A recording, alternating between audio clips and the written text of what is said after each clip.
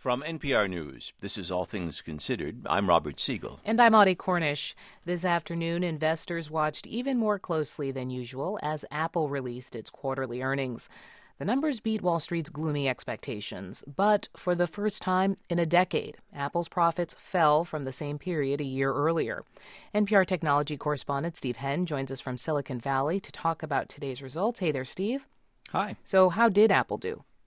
Well, any other company would have been thrilled with today's report. Apple brought in more than $43 billion in revenue over the last 3 months, and that's a new record for Apple. It also booked $9.5 billion in profit.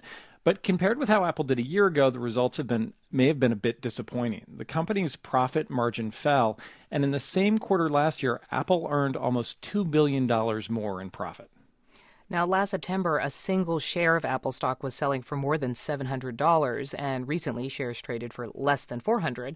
Then last week, Apple lost the title of the world's most valuable company. So, I mean, what's going on with this company? Well, I think a year ago when Apple's stock was on its sort of unstoppable run-up toward $700 a share, a lot of people on Wall Street and elsewhere had expectations about the company that have proven to be a bit unrealistic. People really expected that Apple was going to introduce some kind of new blockbuster product, probably a television set, and that this new product category would open up a new multi-billion-dollar line of business for Apple. Obviously, that hasn't happened. So analysts were expecting the next big thing, and they were left disappointed. Instead, Apple introduced the iPad mini, and for analysts, the mini just isn't a very exciting product. It has a much smaller profit margin than the bigger iPad.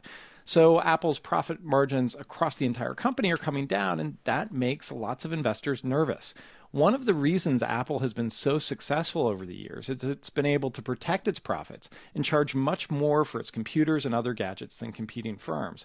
If competition from companies like Samsung begins to force Apple to compete on price, that's really bad news for the stock. That's NPR technology correspondent Steve Henn speaking with us from Silicon Valley. Steve, thanks.